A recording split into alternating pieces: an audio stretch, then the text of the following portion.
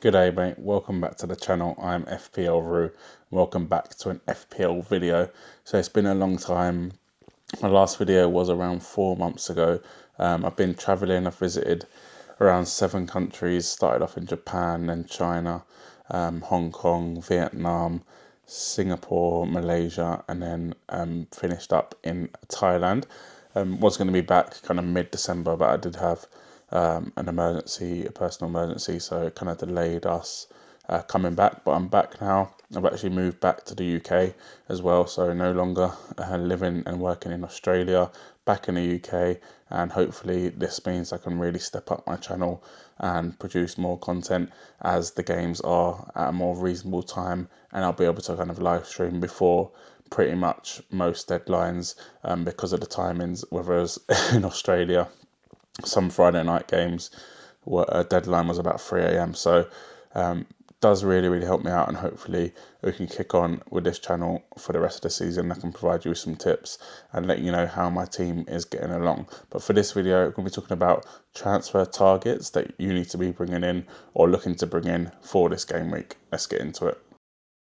Yo, it's FPL Roo, bringing you the stats, top picks, hot tips, all the league facts. They say Roo rock, that's solid flow. Subscribe, hit the bell, welcome to the show.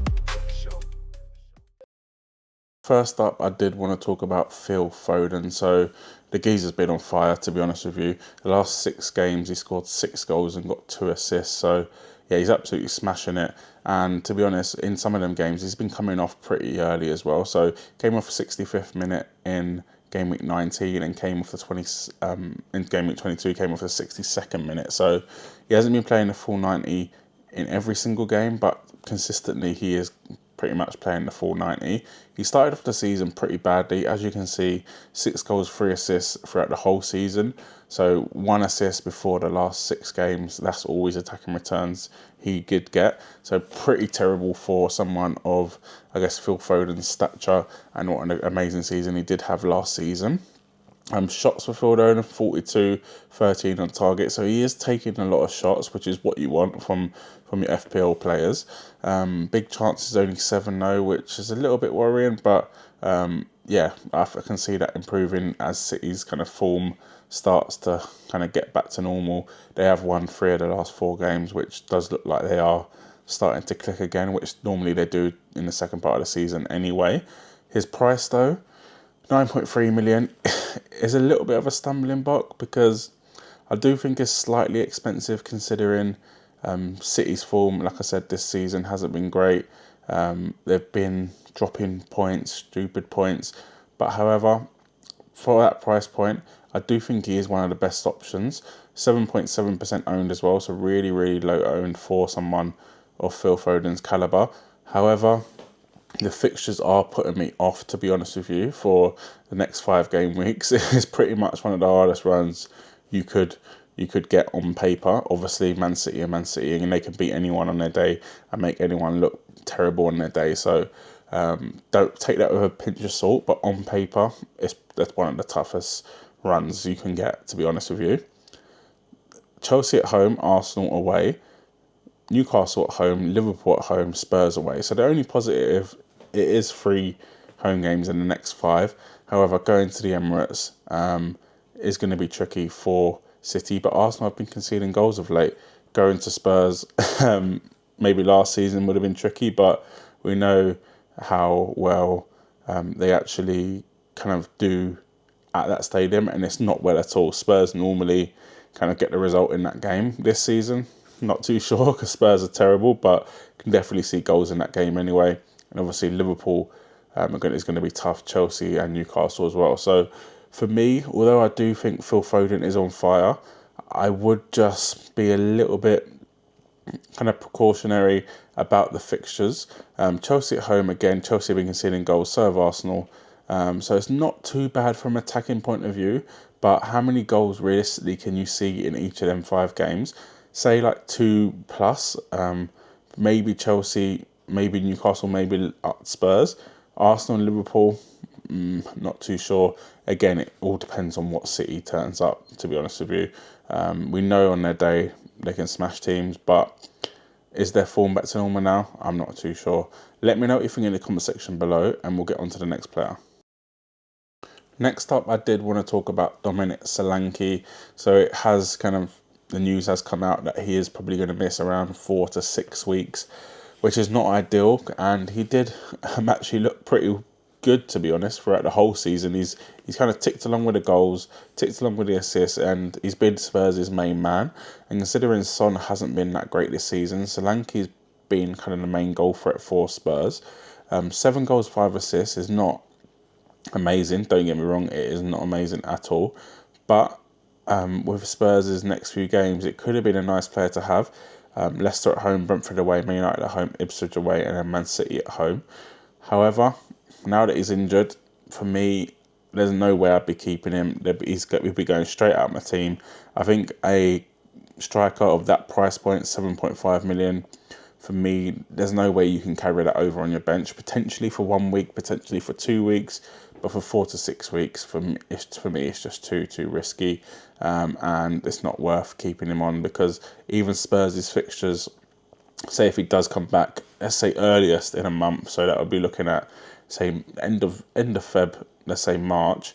They've obviously got that City at home game on the 26th of Feb, and then Bournemouth at home, who are flying, Fulham away, who are doing decent, Chelsea away. So not the best fixtures to come back into. But for me, yeah, if you do own Solanke, for me, I'd be taking him out. And here are some options that you should be bringing in for him. So the obvious replacement for someone like Dom Solanke would be Richarlison. He is 6.8 million, so you do end up saving 0.7 million, and he's 0.4% owned, so a massive differential.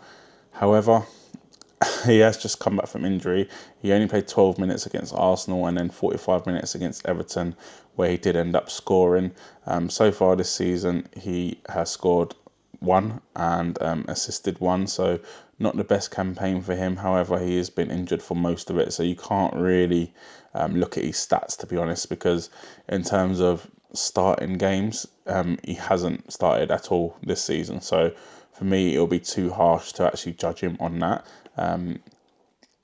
However, with bringing in players from, I guess, the same team and capitalising on a player being injured, I do normally actually really like it. For example, if Haaland was ever injured a few years ago, Alvarez would come straight in my team. I do really like it. However, this one I'm not too sure. Richarlison has just come back from injury. Like I said, that's putting me off. Also, the fact that he hasn't started a game all season, and the fact that Spurs are really bad at the minute. I know they're one of the highest scorers in the Premier League, and there's going to be goals in that team, but I just feel like they can come from a lot of places at the minute. I think Son will probably play up front, as he did a start against Everton, and there's also opportunity maybe Kulusevski to play in a false 9 role. However, I do think Richarlison will start games, don't get me wrong. I'm just not sure if he's quite ready yet after the injury. He should be ready, and I do think he can be a good option, especially with Leicester at home and Ipswich away in the next 4-5 game weeks. However, I just think there's better strikers out there, to be honest with you, and I don't think it's worth the risk. If it was a team that was stable at the minute, had kind of getting good results, etc., then fair enough. And I know you don't need teams to win games to do good in FPL, but I think it does help knowing that they're going to be, I guess, at least scoring 1 or 2 every single game. And I know that's not an issue with Spurs. They are a high goal scoring team, but for me, I just don't like it, to be honest. I'm a Spurs fan, and I do think he's going to start, but with that risk of Sonny playing up front, for me, it's not worth it. And they've also recalled Dane Scarlett as well, who's a striker, young striker. I don't think he will be playing. I think he'll be going out on loan, because in his loan move, he wasn't playing at all. But for me, it's just not worth risking it with Richarlison. Let me know what you think in the comment section below. And we'll move on to another Dom replacement for Dom. So, obviously, Dom Solanke is injured. Can Dominic Calvert-Lewin be the replacement at just 5.4 million? Yes, you might say this is a little bit of a knee jerk, and he is only 1.6% owned, so it would be a massive differential.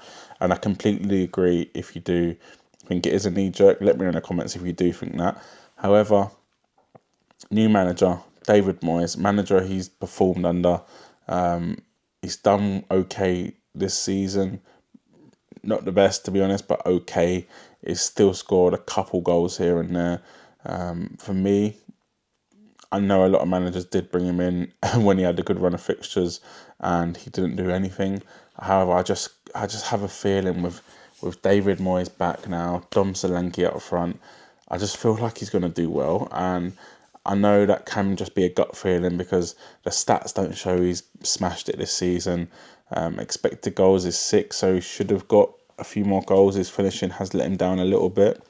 However, new manager bounce, double game week as well in game week 24, which is massive, and okay fixtures. I'd say, I won't say great, but I'd say okay. Couple that with, again, David Moyes coming in. For me, I actually don't mind Dom Solanke at 5.5 million. You end up saving 2.1 million and maybe investing in the midfield. It can be seen as a knee jerk considering he did score at Spurs and he didn't end up with any bonus points and he got booked. So not ideal, but for me, I don't mind Dom Solanke as an option. I'd like to know your opinion on this one because it can be a little bit, I guess, controversial, but for me, Dom for Dom makes sense. Let's get on to the next part. So I wanted to talk about two budget midfielders in the next part of this video, and a player that I did have in my team and I took him out a few weeks ago is Kluivert. To be honest, he's been smashing it the last few game weeks. He got a hat-trick and an assist against Newcastle in game week 22, a goal against Chelsea in game week 21. So 4 goals, 1 assist in the last 2 games, absolutely smashing it. Throughout the season, he's got another hat-trick in game week 13, and 10 goals, 3 assists is a very, very good return. He's also been taking pens, which is very, very intriguing. Obviously, Solanke left to go Spurs, so someone needed to take the pens for Bournemouth, and Bournemouth have been flying this season. They're doing so well, and I really do like him as an option. He's down as a midfielder. He's kind of playing, I'd say, number 10/wing. And for me, I do really like him as an option. And for that price, I don't think you can go wrong, to be honest. 5.6 million. I think he's one of the best at that price. However, the fixtures for Bournemouth are not good, to be honest with you. I know they've got 2 home games up next, Forest and Liverpool, but Forest obviously flying, Liverpool top of the league. After that, I don't mind game week 25 onwards, where they've got Southampton, Wolves, Brighton, Spurs, Brentford, Ipswich, West Ham, Fulham, Palace. I don't mind that at all. So for me, if you are looking to bring in Kluivert, I'd probably just wait until game week 25. But even if you do bring him in now, it is 2 home games. It is he's on penalties, so I don't hate it at all. But for me, I'd probably just wait until game week 25. Another player I want to talk about is Amad Diallo. So a few people in my mini league have actually had him and obviously got him for that hat-trick against Southampton.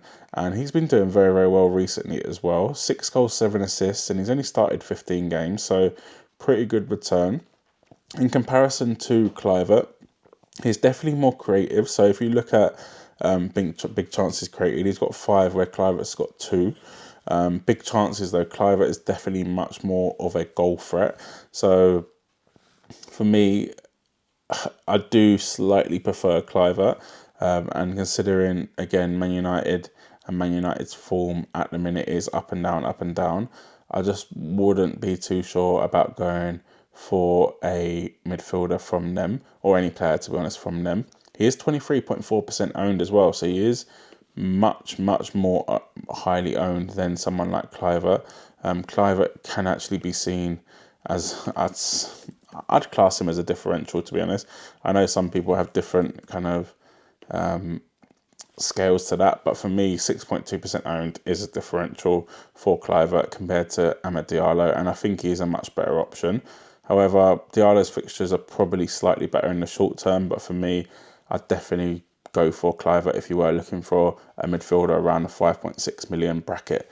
Let me know if you like this video. Smash a like on this video, and thanks for waiting for this video on my channel. I appreciate all the support and all the messages on X to see if I was still going or if I was okay. So I do really appreciate it. Subscribe to the channel if you are new. Smash a like, leave a comment, and yeah, good to be back. Nice one.